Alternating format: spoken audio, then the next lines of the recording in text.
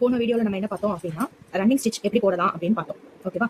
இந்த running ஸ்டிச்சையே stop method அப்புறம் save method இப்படின்னு 2 மெத்தட்ல போடுற மாதிரி நம்ம பார்த்தோம். ஓகேவா?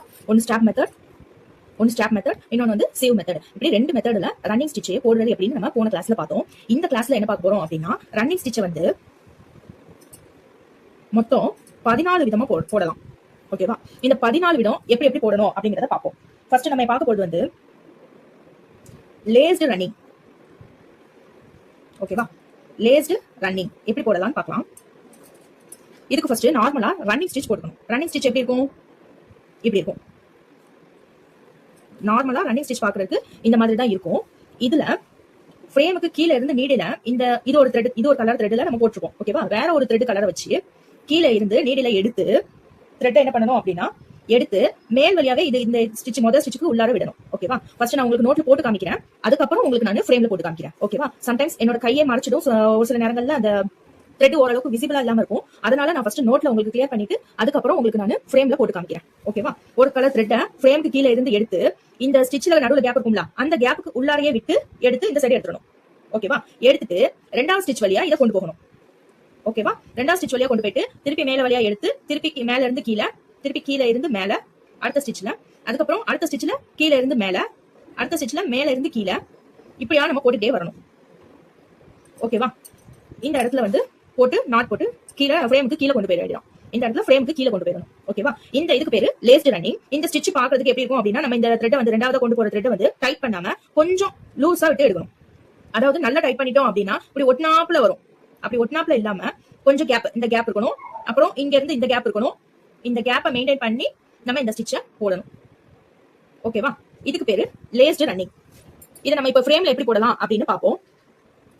இந்த ஸ்டிச்ல தான் நம்ம இப்போ லேஸ்டு ரன்னிங் பார்க்க போறோம். லேஸ்டு ரன்னிங் போடுறதுக்கு முன்னாடி நார்மலான ரன்னிங் ஸ்டிச் நம்ம போட்டு வச்சிருக்கோம். ஓகேவா? இப்போ என்ன பண்ண போறோம் அப்படின்னா வேற ஒரு த்ரெட்ல இந்த எண்ட்ல இருந்து எடுக்கிறோம். ஓகேவா? நல்லா டைட் பண்ணி வச்சுக்கோங்க. இதுக்கப்புறம் இந்த இதுல இந்த ஃபர்ஸ்ட் த்ரெட்ல உள்ள விட்டு எடுக்கிறோம். ஓகேவா?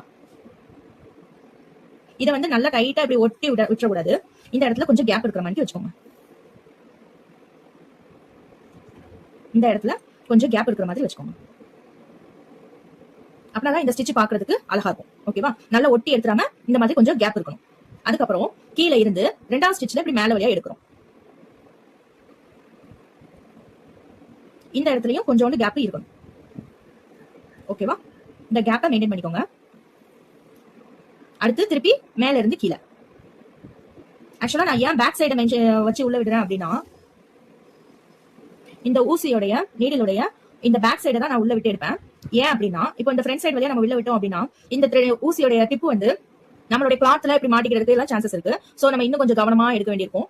இதே இது பேக் சைடு வச்சு பண்ணோம் அப்படின்னா கொஞ்சம் ஈஸியா இருக்கும். ஓகேவா? இந்த கேப்பை மெயின்டைன் பண்ணிக்கோங்க. தெரியுதா? இதுதான் இன்டர்லேஸ்ட் ரன்னிங்.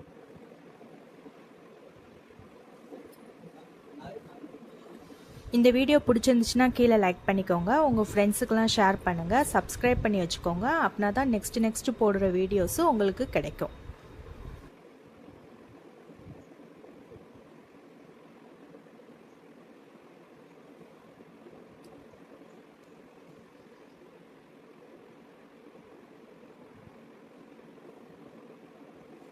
இந்த ஃபைனல் போயிட்டு இந்த த்ரெட்டை இந்த இதுல அப்படியே கீழே இன்சர்ட் பண்ணி அப்படியே வெளியே எடுத்துறோம். வெளியே எடுத்துட்டு கீழே நாட் போட்டு செக்யூர் பண்ணிக்கோங்க. ஓகேவா? இந்த ஸ்டிச் பேர் தான் இன்டர்லேஸ்ட் ரன்னிங்.